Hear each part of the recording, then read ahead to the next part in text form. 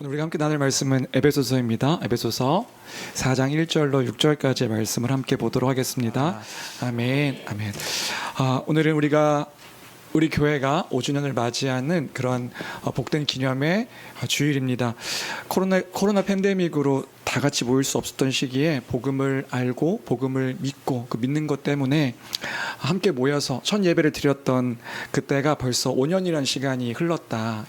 시간이 엄청 빠르지요. 5년이라니.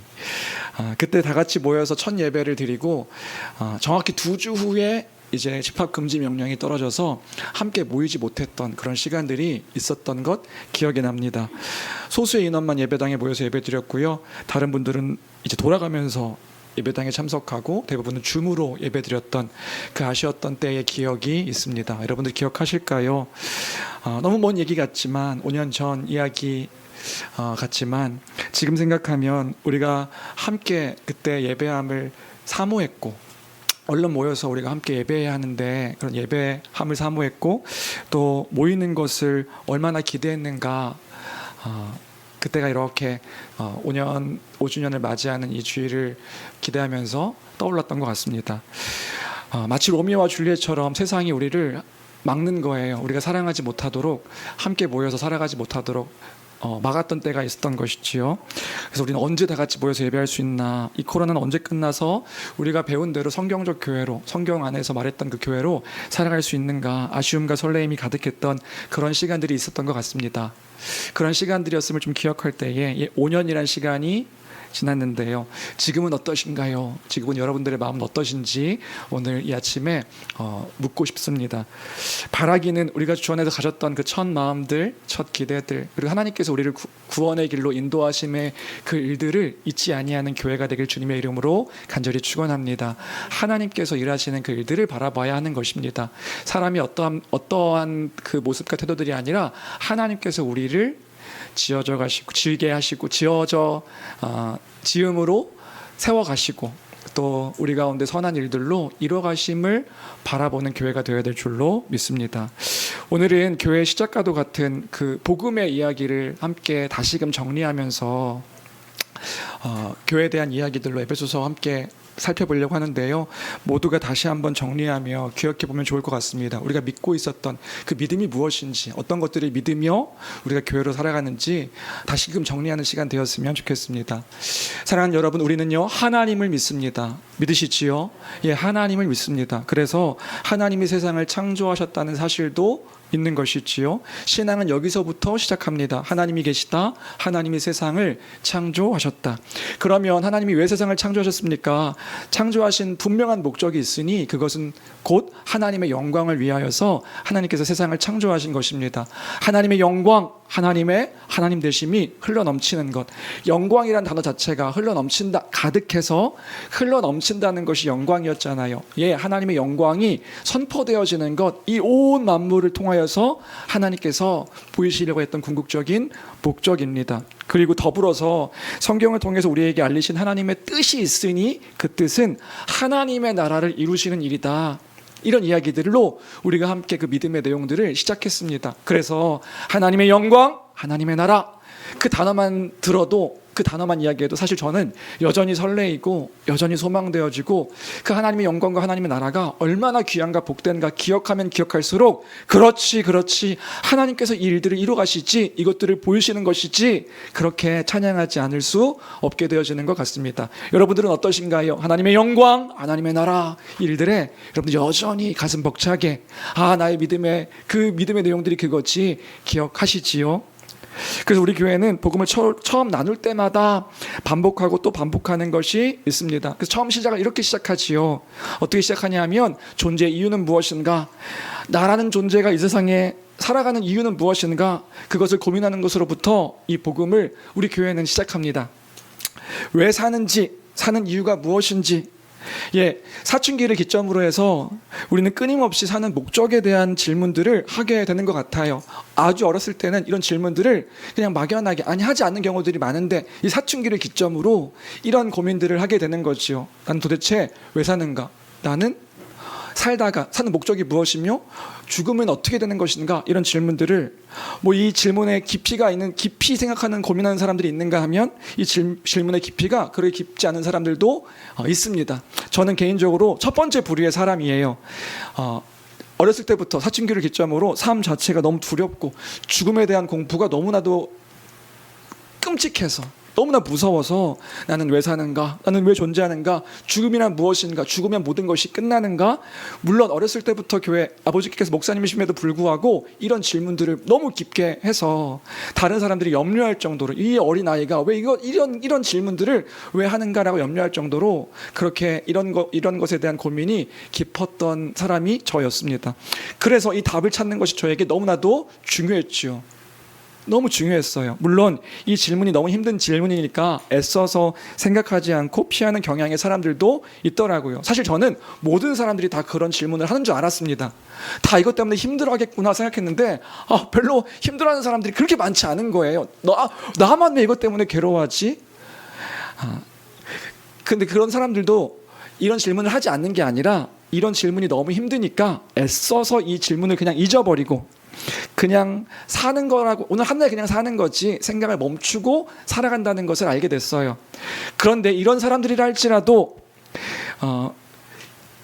인생 가운데 어려움을 만나게 되면, 정말 감당할 수 없이 심한 고난과 어떤 그 죽음의 어떤 일들을 맞닥뜨리게 되면 인생의 목적을 결국에는 묻게 되더란 말입니다. 나는 왜 살지? 도대체 왜 사는가? 나는 왜 존재하는가? 인생의 목적이 무엇인가? 모든 사람들이 이 질문을 하면서 살아가고 있더라. 그럼 이 질문에 대한 대답은 무엇입니까? 여러분들, 대답이 무엇이요? 신자든 불신자든 여기에 대한 대답은요, 크게 두 가지로 나눠서 시작할 수 있더란 말입니다. 신이 존재하는가? 신이 존재하지 않는가? 여기서부터 모든 것들에 대한 답들이 이렇게 나아가게 되더란 말입니다. 신이 존재하지 않는다고 믿는 사람이 있을 수도 있습니다. 예전에 어렸을 때는 어떻게 그렇게 생각할 수 있는가? 라고 생각했었는데 아니요, 그렇게 믿으며 살아갈 수도 있더라고요. 신이 존재하지 않는다고 믿는 사람들이 있을 수 있습니다. 세상에 신은 존재하지 않고, 그러니까 신은 존재하지 않으니까, 그러면 거기서부터 시작하는 거죠. 인생에 대한 이해와 목적과 방향들이요. 존재하지 않으니까 세상은요, 원래부터 있었든 없던 것이 큰 폭발로 인하여서 만들어졌던 모든 것이 우연으로부터 시작했다고 밖에 설명할 수 없는 거예요. 모든 것이 우연이다. 만든 존재가 없다면 우연히 시작된 것이고, 그냥 시작된 것이고, 그냥 시작됐으니까 목적도 분명하지 않게 되어지는 거죠. 모든 것이 다 우연의 결과입니다. 그리고 이 우연은 세상과 나라는 존재가 살아가는 목적에 대해서도 궁극적으로 설명하지 못하는구나 하는 것들도 우리가 이해할 수 있습니다. 왜요? 모든 것이 우연이니까요. 온 우주가 우연으로부터 존재했고요, 지구도 우연으로부터 존재했고요, 우연 가운데 나라는 존재도 그냥 어떤 그 부모의 사랑 가운데서 태어나게 되었으니까 그냥 우연히 내가 이 땅 가운데 존재하게 되어지는 거구나. 그래서 내가 살아가는 하루하루의 한 날도요, 그냥 큰 의미를 찾지 못하는 거예요. 왜요? 우연의 결과이니까요, 나란 존재가요. 그래서 우연의 연속이라면 결국에 인생의 목적과 방향도 분명함이 없습니다. 내가 그 의미들을 찾아가면서 하루하루씩 그렇게 살아가야 하는 것이지요. 그래서 계속 질문하게 되는 거예요. 뭘요? 나는 왜 사는가? 나는 왜 존재하는가? 뭔가 내가 이루고 싶은 것들이 생기면 이것 때문에 내가 사는 거구나 라고 생각했더라도, 이걸 이뤄도 못 이뤄도 질문하게 되는 거예요. 이거 이룬 다음에는 내가 뭐 해야 될지, 못 이루게 되면 나는 어떻게 살아야 될지, 이것도 못 이루는 난데 난 뭐 때문에 살아가야 되는 거지? 계속해서 그 목적과 방향을 찾을 수가 없게 된단 말입니다. 왜요? 우연이니까요. 모든 것이 우연 가운데 존재하게 된 것이니까. 질문에 대한 답을 찾을 수가 없어요. 그런데 찾을 수 없는 이유가 있습니다. 이 답, 왜 존재하는가? 라고 하는 것들에 대한 답을 찾기 위해서는요, 그 답을 알고 있는 절대적인 지식과 절대적인 계획을 갖고 있는 존재여야만 이것에 대해서 답을 찾을 수 있다는 것이라는 것을 우리는 깊게 생각한다면 이해할 수 있습니다. 그런데 나라는 존재 자체가 어떤 존재인가? 오늘 한날에 내게 일어날 일들도 알 수 없는 연약하고 미약하고 절대적인 지식은커녕 오늘 한날의 지식도 없는 내가 어떻게 나의 미래, 나의 앞으로의 일들, 이 세상에 존재하는 목적을 알 수 있겠느냐는 말이에요. 그러니까 고통스럽고 괴로운 것이지요. 그래서 제가 했던 건 뭐냐 하면 어렸을 적부터 사람들에게 그런 질문을 한 거예요. 궁금하니까, 알고 싶으니까, 너무 괴로우니까, 고통스러우니까요. 내가 왜 사는 건가요? 나는 어떻게, 죽으면 어떻게 되는 건가요? 당신은 왜 사세요? 뭔가 기뻐하는 사람들이 있으면 그 사람들에게 궁금한 거예요. 당신은 왜 사십니까? 그런데 내가 이렇게 질문하면 사람들이 다 의아하게 반응하는 거예요. 왜 이런 질문을 하지? 라고 생각하는 사람들도 있고요. 어떤 사람은 대답해 주기는 하는데 그 대답이 속 시원한 대답을 들은 적이 거의 없는 것 같습니다. 그러면서도 어떤 사람이 대답을 해주면 그 대답에 제 마음속에 그런 질문이 생기는 거죠. 제가 그렇게 사는 목적이 그런 거래요. 성경적인 대답이 아니라 그냥 자기가 살아가는 이유들을 얘기하면서 너도 그런 목적으로 살면 돼 라고 얘기하는데, 그렇게 이야기의 대답을 들으면 제가 다시 질문하게 되는 거예요, 속으로. 그러면 그렇게 말하는 당신의 대답은 정답인가요? 그게 어떻게 정답이라고 당신은 확신할 수가 있지요? 왜요? 그 사람 자체도 불안한 사람인데 누구에게 들은 것이 아니라 그 사람이 생각한 것이어서 그게 정답이라고 할 수 있는 건가요? 끊임없이 의심을 했던 저의 태도와 모습이 있었던 것 같아요. 이게 찾을 수가 없는 거죠. 인생의 목적과 방향이에요. 그래서 나중에 신앙을 갖고 분명하게 깨닫게 된 것이 있습니다. 아, 찾을 수가 없는 것이구나. 이것은 그냥 이 땅 가운데 살아가는 사람들에게 내릴 수 있는 답이 아닌 거구나. 이것은 절대적인 존재, 가장 완전한 존재, 절대적인 지식을 갖고 있는 그분만이 이야기해주고 설명해줄 수 있는 것이구나. 신이라고 부를 수 있는 분만이 말씀해 주실 수 있는, 그러니까 진리라고 말하는 것, 변치 아니하는 그 어떠한 것이 있어야 우리에게 이건 변치 않는 거야 라고 말해줄 수 있는 거죠. 그럼 그렇게 말해줄 수 있는 그 존재가 누구인가요? 절대자밖에 없는 거예요. 절대자인 신만이 이 일들을 이야기해 줄 수 있는 거죠. 그렇기 때문에 신이 세상을 창조했다라고 말하는 것 자체가 제게는 더 합리적이고 더 분명한 원인이라고 생각할 수밖에 없었어요. 그분만이 얘기해 줄 수 있는 것이구나. 아무도 얘기해 줄 수 없다고 한다면 내가 참되게 안정되게 살 수 있는 건 그분에게 가서 그분에게 묻는 것이 가장 안전한 것이구나 라는 것을 생각할 수 있었습니다. 이 사실을 믿게 됐을 때, 아, 절대자가 존재하는구나, 이 사실을 믿게 됐을 때 너무 기쁘게, 그리고 특별히 이 기독교 안에 그 절대자에 대한 이야기를 해주고 있는 거예요. 하나님이요, 하나님께서 계시는구나. 그분이 곧 무한하시고 영원하시고 불변하시는 그분이시구나. 그분이 말씀하시면 절대적인 진리가 되는 것이구나. 그걸 알게 됐을 때, 그리고 그걸 믿게 됐을 때 제가 얼마나 감격 가운데 기뻐하며 즐거워했는지 모릅니다. 그 안에 있으면 살 수 있구나. 이 고통과 이 괴로움의 질문 속에서, 아, 이분의 답이 우리 나를 살리게 하는 거구나, 이 사실을 알았을 때 너무나 기뻐했던 그 기억이 있습니다. 여러분, 세상에 존재하는 모든 것에 만든 존재가 있어요. 무슨 말이냐면 이 세상에 존재하는 모든 것, 이따가 여러분들에게 선물로 드릴 이거 뭔지 아세요? 손선풍기. 이 손선풍기가 우연히 존재하게 될게요? 아니요, 그렇지 않습니다. 누군가 만든 존재가 있다고요. 이 컵도 우연하게 존재하지 않습니다. 그냥 의미 없이 존재한 게 아니라고요. 누군가 만든 존재가 있고 이 만든 것 목적을 가지고 만들었습니다. 모든 것, 이 세상에 존재하는 모든 것이 누군가에 의해서 만들어진 것이라고 한다면 이 세상에 가장 아름답고 오묘하고 다 이해할 수도 없고 헤아릴 수도 없는 이 우주와 그리고 지구와 그 지구 안에 있는 인간이 그냥 우연히 존재했다. 벼락 맞을 확률보다 더 큰 확률로 이 세상에 있는 이 나라는 존재가, 이 사람이란 존재가 우연하게 있게 됐다라고 말하는 것 자체가 얼마나 허무맹랑한 이야기인가 우리가 생각해 볼 수 있다는 말이죠. 그때의 목적도 없고 의미도 없고 방향도 없이 살아간다는 것 자체가 얼마나 불안한 그러한 삶의 태도인 거냐 말이지요. 아니다. 성경은 분명하게 말하고 있는 것이 하나님께서 목적을 가지고 이유가 있게 우리를 창조하셨다. 모든 것들을 창조하셨다라고 우리가 믿게 될 때에 그 안에서 참된 위로와 평강을 누리게 되는 줄로 믿습니다. 그 안에 있는 것이란 말이지요. 그 절대자를 가장 잘 설명해 주고 있는 것이 여러분이 속해 있는 그 기독교의 핵심적인 내용인 것입니다.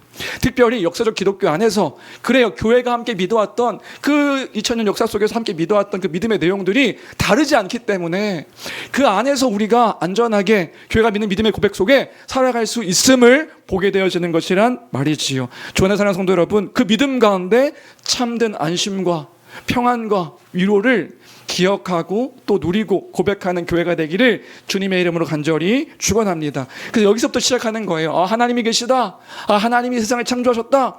그럼 그 다음에 성경은 무엇에 대해서 이야기하고 있는데요? 하나님이 누구이신가 분명하게 이야기해주고 있고요. 그 하나님이 이 세상을 왜 창조하셨는가? 사람을 창조하신 목적이 무엇인가? 나란 존재가 그래서 어떻게 살아가면 되는 것인가? 그리고 죽음 이후에는 어떤 일들이 일어나는가? 우리에게 분명하게 이야기해주고 있단 말입니다. 그게 기독교 신앙의 바른 진리의 내용인 거예요. 인생의 시작과 이유가 있고요. 그 마지막에 죽음에 대한 이유, 그리고 삶을 살아가는 자세와 목적, 어떻게 어떤 마음과 태도로 살아가야 되는지, 무엇이 완성될 것인지에 대해서 명확하게 알려주는 것, 그것이 기독교의 진리인 것이란 말이죠. 우리가 믿고 있는, 우리가 같이 이 교회, 적어도 지금 여기 안에 앉아있는 모든 사람들이 함께 고백하고 있는 그 고백의 그 내용이라는 것을 기억할 때 모르지 않습니다. 모호하지 않습니다. 그 진리를 기억하는 교회가 되기를 바랍니다. 그래서 우리는 이것을요, 복음이라고 불러요. 복음, 굿뉴스, 기쁜 소식, 복된 소식, 그게 이제 복음이지요. 그러면 구체적으로 무엇이 기쁜 소식인가, 무엇이 복된 소식인가, 우리가 다시 한번 생각해 보겠습니다. 여러분, 뭐가 기쁜 소식인가요? 뭐 때문에 기쁜가요? 왜 기뻐해야 하는 것인가요? 하나님께서 하나님의 영광을 위해 세상을 창조하셨다 알려주시니까요. 세상이 왜 존재하게 됐는데 하나님의 영광에 대한 선포라고요. 하나님의 하나님 되심. 그래서 이 온 만물을 바라볼 때마다 우리는 하나님을 바라볼 수 있는 거예요. 하나님을 인식할 수 있고 그 안에서 기뻐하며 그 아름다움을 찬양하며 그 의지 가운데 순종하며 살아갈 수 있는 것이지요. 그리고 성경에서 말하기를 하나님의 나라, 하나님의 통치와 다스림이 있는 세상을 시작하셨다, 창조를 통하여 시작하셨다라고 하는 것이 복음의 핵심인 것입니다. 하나님 나라를 시작하셨다. 하나님의 통치와 다스림이죠. 하나님의 통치와 다스림이 있는 그 나라를 이 세상 가운데 시작하셨다. 그 안에서 하나님의 형상으로 사람을 창조하신 거예요. 이 세상에서 그 하나님을 온전하게 이해하고 알고 인식하며 그 하나님을 사랑하고 그 하나님을 거울과 같이 드러내는 존재로 사람을 창조하셨다고요. 그게 나입니다. 그게 우리입니다. 그래서 성경의 시작이 그렇습니다. 하나님이 원하시는 세상, 하나님이 정말로 원하시는 세상이 어떤 세상인가? 하나님이 처음 창조하신 본래의 의도는 그런 거죠. 하나님의 형상대로 창조되어진 사람들이 하나님의 사랑과 하나님의 섬김과 하나님의 아름다움, 하나님의 위대하심을 온전하게 누린 채 다른 사람들을 사랑하며 사는 세상이 본래 하나님께서 원하신 세상의 모습이었다. 여러분, 이걸 우리가 믿고 하나님께서 세상을 창조하셨다는 것을 기억하며 살아가는 것이지요. 하나님이 원하신 세상이 그런 세상이라는 거예요. 서로 한 몸처럼 사랑하며 자기 것을 자기 것으로 여기며 싸우고 다투고 미워하고 상처받고 죽고 죽이는 그런 세상이 아니라 서로를 자기 몸처럼 아끼고 돌보며 살아가는 세상, 그것이 바로 하나님 나라의 세상의 모습이었습니다. 하나님께서 원래 원하신 세상이요. 하나님께서 그 사람을 사랑하셔서 그 사랑하신 사랑을 온전하게 알아서, 완전하게 알아서 그 완전함 속에 다른 사람들을 사랑하면서 살아가는 세상이 원래 하나님께서 원하신 사랑의 모습이라고요. 그래서 창조하신 그 창조의 모습, 하나님 나라의 모습이 본래 이렇게 선포되었다면 서로 사랑하면서 아끼고 돌보고 즐거워하며 그렇게 함께 살아갔었을 거예요. 그러니까 지금 눈으로 보는 세상이 우리의 기준이 되어서는 안 됩니다.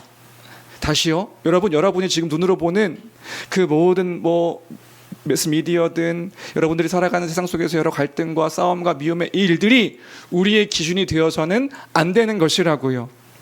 우리가 마주하고 있는 질서, 우리의 질서가 기준이 되어서는 안 됩니다. 여러분, 어떤 사람들이 그런 얘기해요. 원래 그럽니다. 세상은 원래 이렇게 살아가는 겁니다. 아니요, 원래 이 모습이 아닌 것이라고요.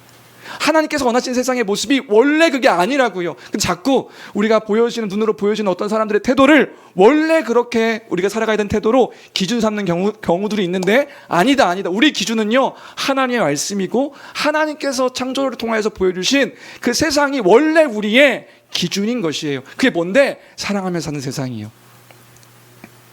사랑하면서 사는 세상. 서로 사랑하는 사람들이 그래서 뭐합니까? 하나님의 일을 하는 거예요. 하나님께서 원래 하셨던 일들을 함께하며 사는 겁니다. 서로 돌보고 섬기고 보존하고 다스리며 다른 사람들의 유익을 위하여 살아가는 것. 그래서요, 내가 섬기는 그 섬김을 통해 다른 사랑하는 사람들이 기뻐하는 거죠. 내가 섬기고 하나님의 사랑으로 다른 사람들을 사랑하면 그 사랑받은 사람들이 기뻐하고 즐거워하는 것들을 볼 때 나 또한 기쁨과 즐거움을 누리게 되는 것, 그것이 바로 하나님의 일을 하며 보람을 누리는 하나님께서 허락하신 복의 모습인 것이라고요. 그때에 서로가 성장하며 자랍니다. 성장하며 더 한 몸처럼 사랑하는 사랑의 풍성함들을 누리고, 원래 그건 누가 우리에게 허락하신 건데요, 하나님, 눈에 보이시지 않는 하나님이 우리에게 형상대로 창조되신 우리를 통하여서 보이시는 하나님의 사랑의 모습이 원래 창조되었던 세상의 모습이라고요. 다른 사람의 섬김을 받을 때 하나님의 사랑이 이런 것이구나 누리도록 허락하신 세상. 그렇게 하나님의 일을 하며 보람을 누립니다. 하나님께서 허락하신 영적이고 육체적인 모든 풍성함들을 누리며 사는 세상이에요.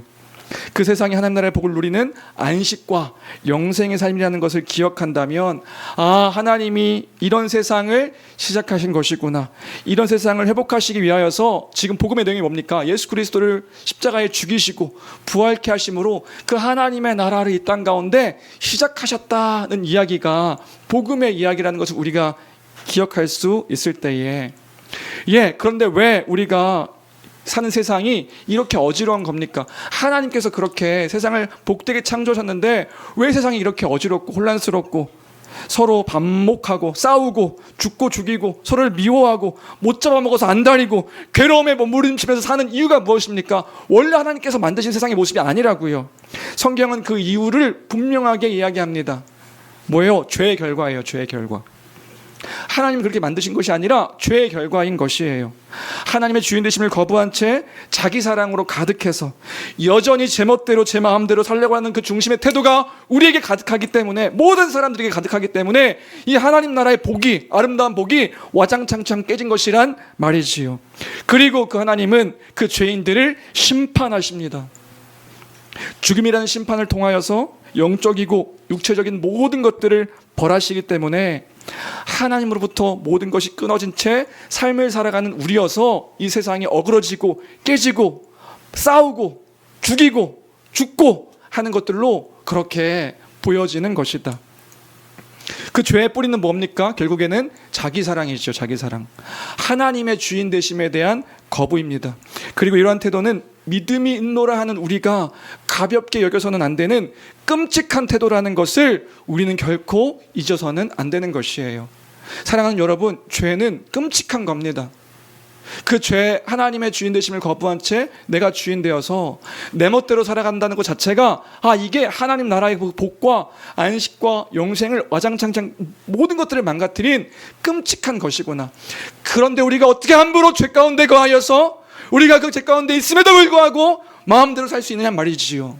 이게 그렇게 끔찍한 일인데, 신자임에도 여전히 자기만 사랑하는 태도를 생각하고 그런 정서 속에서 자신을 계속 올가매고 의지적으로는 하나님의 사랑의 원리가 아닌 하나님을 미워하고 원망하며 대적하고, 더 나아가서 사랑해야 될 사람들을 부정적인 정서로 계속해서 미워하며 또 의지적으로 비방하고 또 욕하고 거짓되게 행하는 그 자체가 어떻게 가볍다 이야기할 수 있느냐 말이지요. 그게 큰 죄라는 것, 이것이 이 세상을 와장창창 무너뜨린 큰 죄라는 사실을 우리는 잊지 않아야 될 줄로 믿습니다.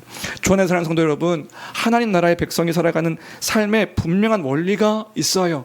그 원리가 뭡니까? 하나님의 선하신 뜻에 순종하는 것, 그것이 성도로서의 삶을 살아가는 바른 삶의 원리입니다. 그럼 그 순종이 뭔데요? 하나님의 뜻 가운데 순종하는 그 하나님의 뜻이 뭔데요? 예, 하나님을 사랑하고요, 이웃을 내 몸처럼 사랑하는 것. 그 사랑의 태도가 하나님께서 우리에게 보여주신 명백한 하나님의 뜻이라는 사실이에요.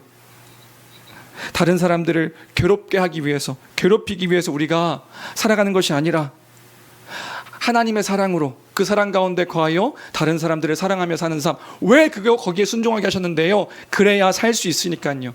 그래야 하나님의 사랑 가운데 다른 사람들과 함께 기쁨 가운데 살 수 있으니까, 그 뜻으로 살게 하신 것이 주님의 명백하신 명령이라는 것을 기억할 때에 교회가 잊지 말아야 될 것, 사랑입니다. 주님의 사랑입니다. 그 사랑을 온전하게 드러내고 선포하는 교회가 되길 주님의 이름으로 간절히 축원합니다. 사단은요, 끊임없이 우는 사자와 같이 우리를 유혹합니다. 뭘 유혹하는데요? 예, 사단은요, 나를 섬기라 이렇게 유혹하지 않는다고요. 사단은 끊임없이 너가 주인 되어서 네 멋대로 행동해, 주님의 뜻이 아니라 하나님의 주인 되심을 거부한 채 네가 주인 되어 살면 되는 거야 라고 여러 가지 모양과 여러 가지 이유와 여러 가지 속임수로 우리 마음 가운데 그렇게 나를 유혹한다고요. 끊임없이 자기를 사랑해야 살 수 있다고요. 그래서요, 다른 사람들이 무언가 나에게 부정적인 평가를 하고 무시하거나 나쁘게 하거나 뭐 밟고 비방하고 공격하면 공격하라고 하는 거예요. 사랑하지 말고 미워하라고 하는 거예요. 비방하라고 하는 거죠. 그것이 하나님의 뜻입니까? 아니요. 그건 사단의 유혹이라고요. 사단의 미혹이라고요. 그 근본 뿌리는 뭔지 아십니까? 자기 사랑이요, 자기 중심성이요, 내 멋대로 살고자 하는 그 마음이요. 아닙니다, 아닙니다. 여러분 기억하십시오. 하나님의 명백한 뜻이 있습니다. 하나님께서 우리를 사랑하신 그 사랑을 알아 그 사랑을 다른 사람들에게 드러내고 나타내며 그 영광을 선포하는 삶, 그것이 교회의 바른 태도요 모습이라는 것을 기억하는 우리가 되어야 될 줄로 믿습니다. 그래서 예수님께서도요, 그 당신의 제자들에게 그 말씀하셨단 말이지요.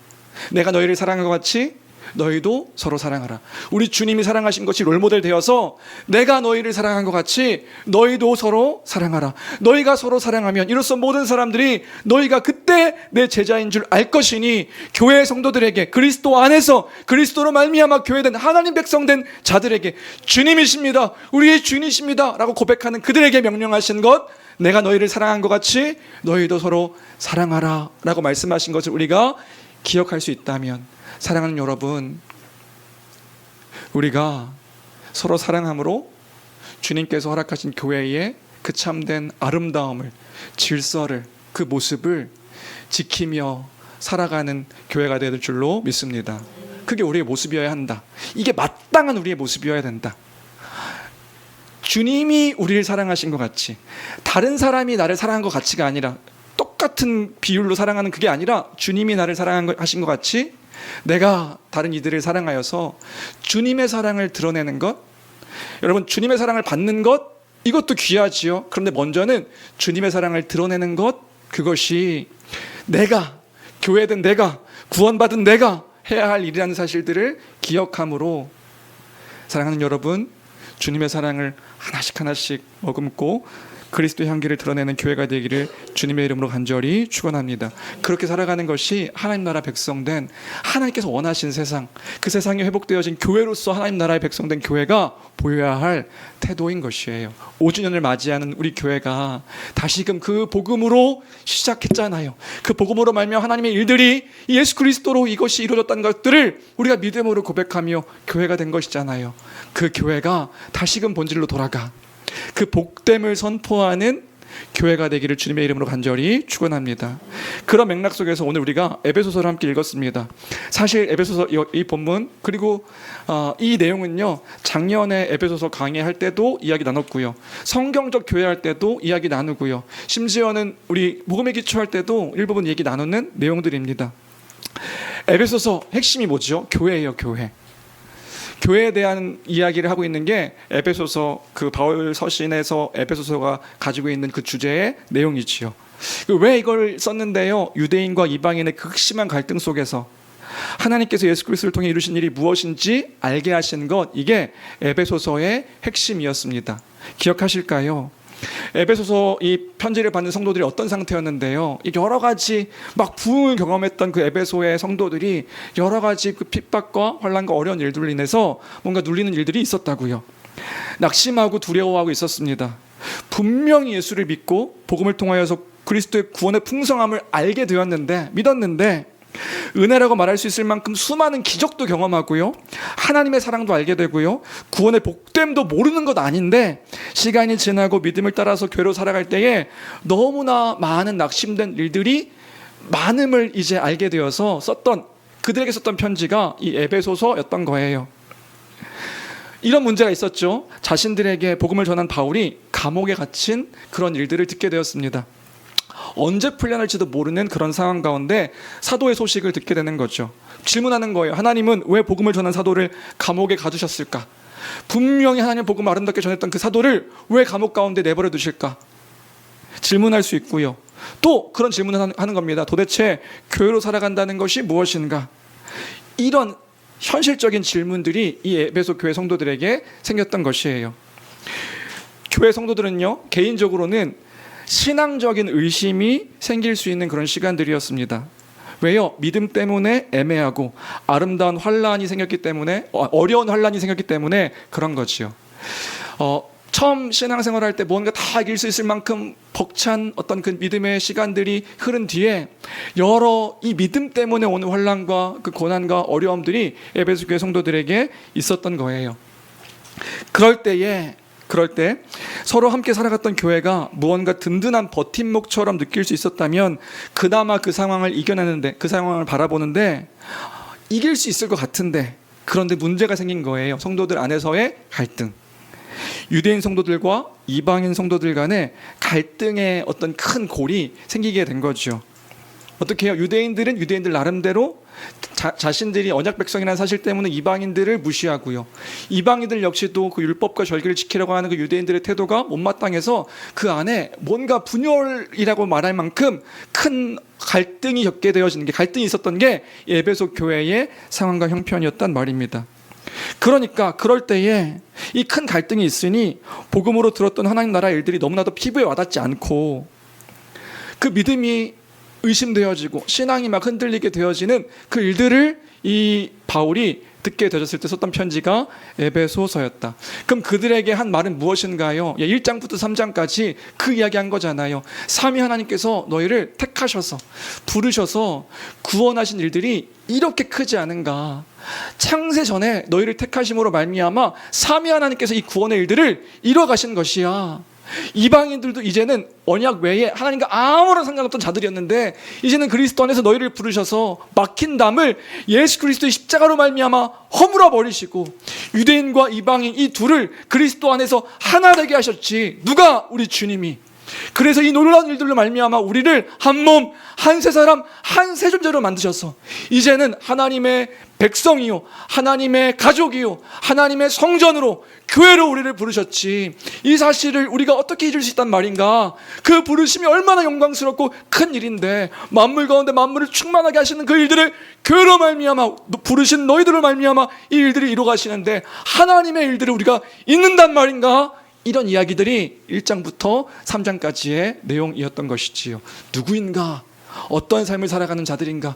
어디 그리스도 안에서 어떻게 세워진 교회인가? 이런 맥락에서 4장부터는 뭘 얘기하고 있냐면 이 교회됨을 근거로 해서 교회가 힘써서 무엇을 행해야 되는지 실제적인 지침을 주고 있는 것이 이제 4장부터의 내용입니다. 그래서 오늘은 1절부터 6절까지를 간략하게 살펴보면 이런 내용이죠. 1절부터 볼까요? 1절 교회를 향한 바울의 권면인데요. 우리 1절 말씀 같이 함께 읽겠습니다. 함께 읽습니다. 시작. 그러므로 주 안에서 갇힌 내가 네, 부르심을 받았다. 그 부르심을 받은 일에 합당하게 행하라. 그러면 주님께서 우리를 어떻게 부르신 건데요? 교회로 부르셨다고요. 하나님 나라의 백성으로 부르셨다고요. 하나님을 알아. 그 하나님의 통치 다스림 가운데 있는 그 복된 백성으로 우리를 부르신 거란 말입니다. 한 몸, 한 세 사람, 한 세 존재, 하나님의 시민, 하나님의 가족, 하나님의 성전, 그 성전으로의 부르심. 누가요? 삼위 하나님께서요. 창세 전부터 계획하신 그 일들을 우리에게 이루신 거지. 그 일들이 기억난다면 부르심에 합당하게 행하라. 부르심 받은 일에 합당하게 행하라 라고 얘기하는 게 1절의 이야기입니다. 사랑하는 여러분, 우리를 부르셨습니다. 하나님이 우리를 영광 중에 부르셨습니다.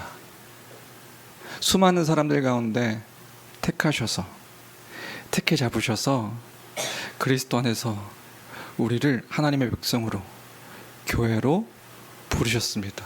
그 첫 창조의 아름다움을 알고 맛보고 누리도록 그 영광스러움의 그 영광을 우리에게 풍성하게 주시도록 이 교회로 우리를 부르셨습니다. 그 부르심을 당연하게 여기지 않고 날마다 그 안에서 감격과 감사가 흘러 넘쳐야 될 줄로 믿습니다. 예, 이것 하나로, 이것 하나만으로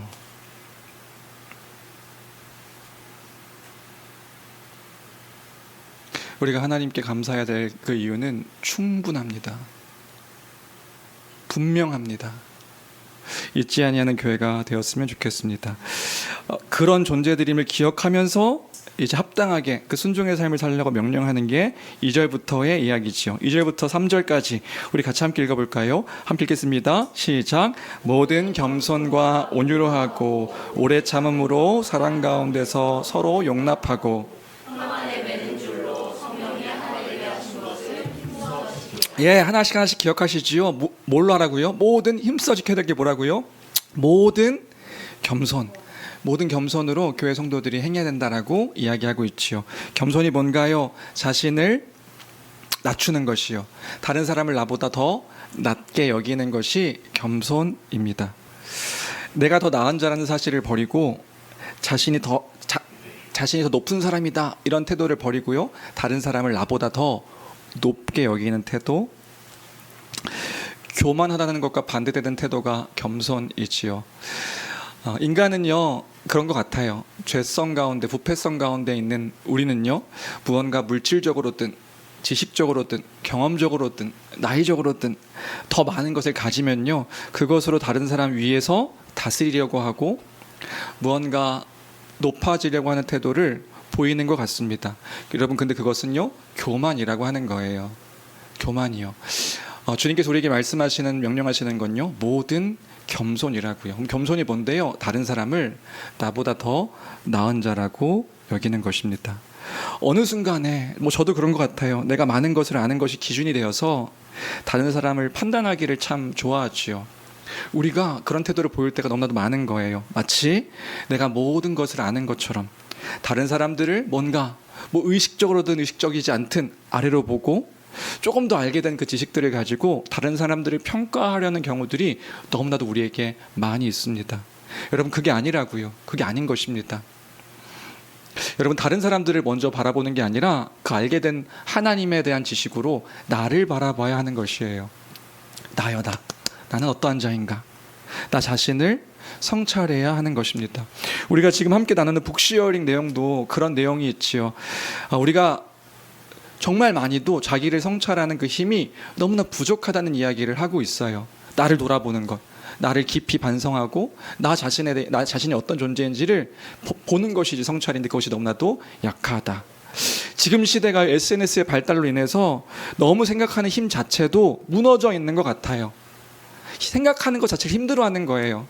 그 심지어 이게 진지하게 생각하는 것 자체를 비아냥거리고 조롱하는 사람들도 있습니다. 진지하게 이야기하면 진지충 들어보셨어요? 그것도 막 벌레처럼 이야기를 하는 거예요. 진지하게 뭔가 이야기하려는 걸 오글거리게 생각하고 또 그런 사람들을 비하하는. 여러분, 그렇지 않습니다. 우리는요 하나님께서 주신 그 진리 안에서 우리를 깊이 바라보고 생각하고 돌아보는 일들이 필요한 거예요. 다른 사람들을 바라보는 것이 아니라 나를 바라보는 것. 그리고 그 하나님 말씀 가운데 나를 바라볼 때 내가 어떤 자인지를 알게 되냐 하면 하나님 앞에 아무런 자격 없는 죄인이구나, 낮은 자구나. 요즘 제가 많이 고민하는 것 중에 하나가요, 복음에 대해서 풍성해지면 풍성해질수록 나는 하나님 앞에서 더 겸손해야 하는데 겸손하지 않은 저의 태도와 행동들을 볼 때가 너무나도 많습니다. 그래서 다른 사람들을 내 기준이 생기면 생길수록 이 기준으로 나를 바라보는 것이 아니라 다른 사람들을 평가하고 다른 사람들을 이렇게 판단하는 일들이 제게 얼마나 많은지 섬찟 놀랄 때가 너무나도 많아요. 지난주 우리 함께 나눴던 그 이야기가 사실 저의 이야기이기도 해요. 다른 사람에 대한 긍정적인 평가들을 더 많이 바라보기보다는 부정적인 평가로 나도 그렇게 부정적으로 나를 바라보고 다른 사람들도 부정적으로 평가하는 일들이 나에게 얼마나 많은가 제가 흠칫 놀랄 때가 있어요. 그러면서 나를 괴롭히는 거죠. 좋아하는 사랑 성도 여러분, 여러분들은 어떠신가요? 지금 제 얘기로 나눴지만 우리가 살아가는 그런 일상의 생활 속에서 다른 사람들을 대할 때 우리가 모두가 다 그런 태도로 너무나 당연하게 다른 사람들을 평가하고 판단하고 한 일들이 너무나도 많지 않은가요? 좋아하는 사랑 성도 여러분, 오늘 말씀은 우리에게 분명하게 부르심에 합당한 생활이 무엇인지를 이야기하고 있습니다. 모든 겸손으로 다른 이들을 대하고 또 그들을 바라볼 것을 이야기하고 있음을 기억할 때, 겸손이 뭐라고요? 겸손은 나보다 다른 사람을 더 나은 자로 여기는 것입니다. 그 여기는 태도가 우리의 교회 가운데, 모든 성도들 가운데, 우리의 모습 속에서 그 겸손의 태도들, 정말 겸손합니다. 우리 성도들은 우리 한 사람 한 사람이 너무나 겸손합니다. 그 겸손의 고백들이 우리 각자에게 이렇게 평가받는 그런 성도들 되시기를 주님의 이름으로 간절히 축원합니다. 왜요? 나의 죄인됨을 알 때 나보다 가장 악한 자가 어디 있으며 나보다 부족한 사람이 어디 있느냐는 말이지요. 다시요, 명백한 죄에 대해서는 우리가 같이 함께 권면하고 그때도 그 죄에 대해서 우리가 살게 하기 위해서 섬기는 태도로 그 일들을 하는 것이지, 우리가 기본적으로 보여야 될 태도는요, 다른 사람들을 향한 겸손의 태도입니다. 그 겸손함으로 우리가 다른 사람들을 섬기고 더 나은 자들로 여길 수 있는 교회가 되기를 바랍니다. 두 번째로 더불어서 교회 안에서 보여야 될 태도는 온유함입니다. 온유는요, 친절로도 번역할 수 있는 단어지요. 그래서 다른 사람에게 친절한 것, 이것이 교회가 보여야 할 태도다. 여러분, 교회 밖에 있는 사람이 아니라 교회 안에 있는 사람에게서부터 먼저 보여야 될 태도가 친절인 것이라고요. 여러분들은 친절하십니까? 다른 사람에 대해서 여러분들 친절하게 행동하고 계시나요? 저 사람 참 친절합니다, 이런 평가를 여러분들 받고 계실까요? 평가받기 위해서 우리가 사실 그런 행동을 하는 게 아니라 우리 주님의 뜻이기에 우리 교회 안에 있는 지체들에게 친절함을 보여야 하는 것이라고요. 여러분, 사람이 가까우면 가까울수록 더 친절해야 합니다. 의지적으로 더 그러셔야 하는 거예요. 나와 함께하는 사람이니까 서로를 더 위해줘야 되고요, 가까우면 가까울수록 더 함부로 대하면 안 되는 것이에요. 그런데 우리는 정말로 재밌게도 가까우면 가까울수록 더 친절하지 않는 경우들이 너무나 많더란 말이지요. 가족 아닌 사람들에게는요, 정말 스마트하고 예의 바른 사람들인데 가정 안에만 들어가면 막 함부로 대하고 함부로 이야기하고 하는 사람들이 많더라고요. 여러분, 그거 아닙니다. 이게 사실 이 본문 대할 때마다 이거 몇 번씩 얘기했거든요. 근데 몇 번씩 얘기하는데 왜 우리는 그 몇 번을 이야기해도 우리 안에 친절한 것들이 우리에게는 습관처럼 이렇게 보이지 않을까요? 듣고 흘려버리기 때문에 그런 것 같아요. 다시요, 여러분들, 우리는 가까우면 가까운 사람들일수록 더 친절해야 되는 것이에요. 왜요? 우리가 사랑하게 될, 사랑으로 우리에게 허락한, 그런 하나님께서 허락한 사람들이라는 사실들을 기억하면 가까우면 가까울수록 더 친절해야지, 더 그를 섬겨야지, 이런 태도가 마땅한 것이라는 것을 우리는 기억해야 하는 것이에요.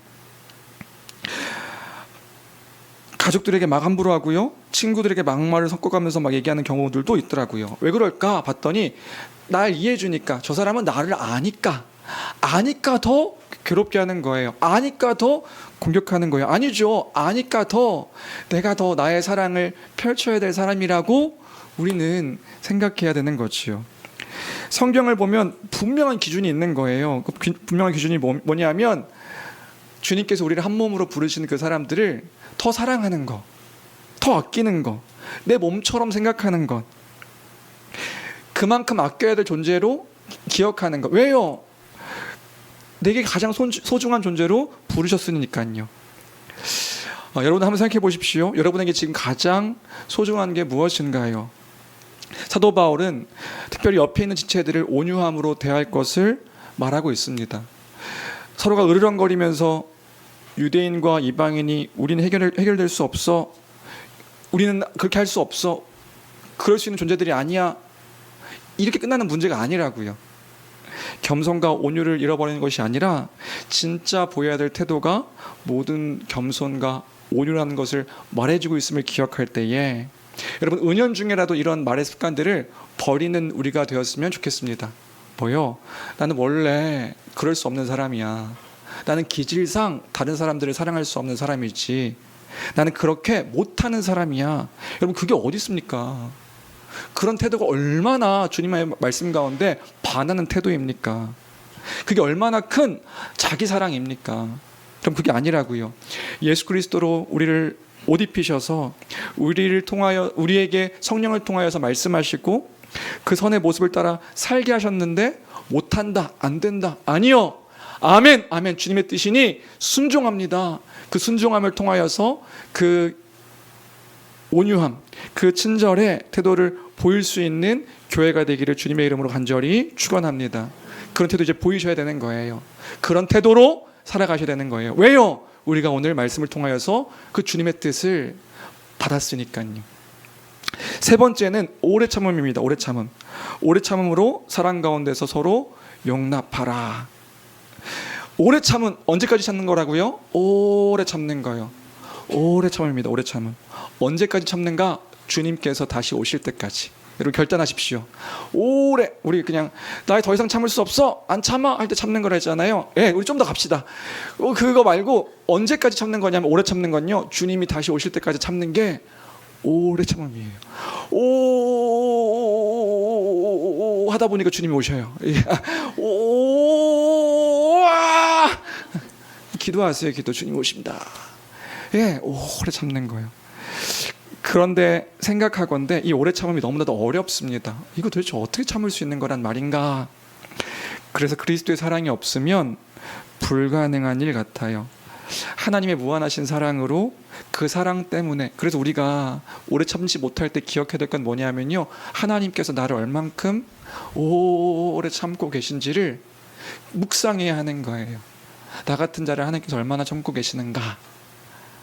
그렇게 생각하면 당장에, 그쵸, 우리는 하나님께서 버리셔서 저기 쓰레기통에다 딱 넣어도 상관없는 자일 수 있는데, 그런 나를 십자가로 말미암아 무한히 사랑하시고 무한히 용서하신다는 사실들을 기억할 때에, 여러분 그 무한하신 사랑 때문에, 예수님 때문에 형제를 사랑합니다. 예수님 때문에 자매를 사랑합니다. 예수님 때문에 사랑할 수 있는 교회가 되어야 될 줄로 믿습니다. 그러니까 사랑이 방점이 아니라 예수님 때문에, 예수님의 사랑이 방점이어서 그 사랑을 드러내는 자가 낫지, 그 사랑이 어떻게 하면 나를 통해서 드러날 수 있을까? 그 사랑으로 말미암아 하나님의 크심이 어떻게 하면 나를 통하여서 나타날 수 있을까? 이게 우리의 고민이어야 한다고요. 그 사랑을 기억하여서 사랑을 드러내는 교회가 되기를 바랍니다. 여러분, 우리가 북쉐어링 하면서도 그런 얘기했고, 제가 그 수요 강좌 때도 그런 얘기를 했던 것 같은데, 사람이 회심한다고 해서 그 사람이 살아온 삶 자체가 변하지 않더라고요. 한 방에 막 기적적으로 확 은혜 받고 막 그 성령 충만함 받으면 사람이 그 전에 옛사람과 확 바뀌면 너무나도 좋은데, 사람들을 보니까 30년, 40년, 50년 살아왔던 그 삶의 태도와 그 어떤 기질과 그 모습들이 확 바뀌지 않더라고요. 일괄적으로 다 변하면 좋은데 사람마다 변하는 속도가 달라요. 어떤 사람은 자신의 일생에 한 번에 바뀌는 사람들도 있지요. 그런데요, 그런 사람들이 한편은 더 위험합니다. 왜냐하면 그렇게 불처럼 타올랐다가 어느 순간 요요 현상 아시죠? 막 쫙 빠졌다가 갑자기 확 찌는 사람처럼 옛사람으로 돌아가는 경우들이 있어요. 그러면서 나는 원래 안 믿는 거였어, 뭐 이렇게 생각하시는 분들도 계시더라고요. 그게 아닙니다. 또 어떤 사람은 10년이 지나고 20년이 지나도 막 더디게 잘 바뀌지 않는 사람들도 있어요. 있다고요. 우리 모든 나무가 묘목이 똑같이 심겨졌지만 어떤 나무는 10년 만에 크게 자라는 나무가 있는가 하면 어떤 나무는 여전히 조그맣게 있는 나무, 그 나무 비유 기억하실까요? 그런 나무들처럼 그 거룩에 대한 성장도 성도들마다 다르게 나타나게 됩니다. 그런데 중요한 건 뭐냐면 안 변하면 불신자지요. 그런데 모든 성도가 더디더라도 조금씩 한 걸음씩 주님을 닮아가는 태도로 그 인생 가운데 여러 가지 시험을 만나는 것을 통하여서 그렇게 변해가고 있다고요. 그걸 바라봐야 되는 것임을 저도 담임 목회하면서 이제 알게 되었어요. 왜 내 기준으로 안 바뀌지가 아니라 그들이 힘을 내서 하나씩 주님의 뜻 가운데, 원래는 변하지도 않을 사람들인데 변하지도 않을 사람들이 그 주님의 뜻 안에서 하나씩, 저도 그런, 나를 보면 그런 거예요. 내가 원래 이렇게 좋은 사람이었나? 제가 좀 좋은 사람이죠? 저는 원래 좋은 사람이 아니에요. 제가 회심하기 전에 제가 아니에요. 그런데 저 20대 때 사진 다 보셨잖아요. 그 인상이 좋던가요? 수요일 날 오셨던 그 소수의 인원들은 제 사진을 보면서 어떤 분은 그렇게 말씀하시더라고요. 목사님 그 개척하실 때 그 얼굴이었으면 저는 여기 교회 안 왔어요. 제 아버지가 저한테 하셨던 말씀이, 너 인상은 참 더러워. 너 인상이 참 더러워. 근데 지금은요, 어떤 사람들이 제 인상이 좋대요. 너무 목사님 같아 보이는데 제가 너무 웃겨가지고, 그 옛날에 저한테 인상이 더럽다고 했던 그 평가들이 있었는데, 제 신학교 동기가요 그렇게 얘기했다니까요. 20살 때 처음 신학교 들어갔을 때, 제 그때 막 회심하고 얼마 되지 않아서 얼굴이 안 변해요. 얼굴은 한 3, 4년마다 한 번씩 변한대요. 얼굴이 안 변하니까 그 친구가 나중에 한 말이, 너가 인상이 너무 안 좋아서 친구로 삼고 싶지 않았다고 그렇게 얘기하더라고요. 근데 나중에 그 너의 변화되는 모습을 보니까 진짜 좋은 사람이라는 것을 알게 됐어. 예, 그런 거예요. 그렇더라고요. 저도 그렇고요. 여러분들도 다 그러세요. 완벽한 사람, 완전한 사람 아니시잖아요. 예, 우리 모든 성도들이 그렇게 더디게 변화되고 있음을 바라보면서 칭찬해주고 또 기억하는 우리가 될 때에 오래 참음 가운데서 서로 용납하는 것, 사랑으로 서로 용납하는 삶, 그 삶이 우리 교회의 태도와 모습이 되어야 될 줄로 믿습니다. 네 번째는요, 3절인데요. 평안에 매는 줄로 성령이 하나 되게 하신 것을 힘써 지키라. 이것을 어떻게 하는 거냐면요, 힘써 지키는 거예요. 성령이 하나 되게 하신 것. 이미 하나 되게 하셨으니 그래, 그냥 하나 되게 하셨으니까 원래 그냥 교회는 그렇게 행복한 거야, 평안한 거야, 그렇게 서로 사랑하며 사는 거지. 아니요, 힘써서 지켜야 될 일이라고요. 힘써 지킨다는 것은 열심을 다해라, 서둘러서 온갖 노력을 다해라, 이런 의미의 단어입니다. 그러니까 내가 이 교회 안에서 이 일들을 힘써야 되는 것이구나, 이것이 주님의 뜻이구나 생각할 때에, 주 안에 사랑하는 성도 여러분, 겸손함으로, 친절함으로, 오래 참음으로, 서로를 용납함으로 성령이 하나 되게 하신 것을, 이미 하나 되게 하신 것을 힘써 지켜나가는 모든 성도들 되시기를 주님의 이름으로 간절히 축원합니다. 왜 그래야 되나요? 4절부터 6절까지 하나 되게 하셨으니까, 성령이 하나 되게 하셨으니까, 하나님이 그 일들을 행하셨으니까예요. 우리 4절부터 6절까지 같이 마지막으로 읽고 마칠까요? 함께 읽겠습니다. 시작. 몸이 하나요 성령도 한 분이시니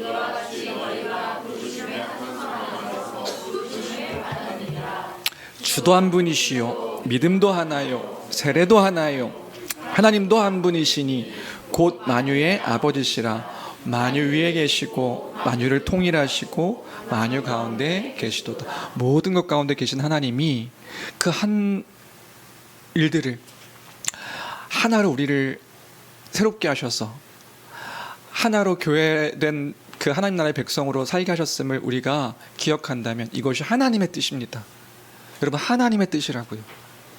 하나님의 뜻임을 기억하여서 우리 교회가 힘써 그 사랑을 온전히, 그냥 사랑해야 됩니다, 내가 가지고 있는 기준의 사랑이 아니라 주님께서 허락하신 사랑의 실천들을 잘 행함으로 한몸된 교회를 온전히 이루어 나가야 될 줄로 믿습니다.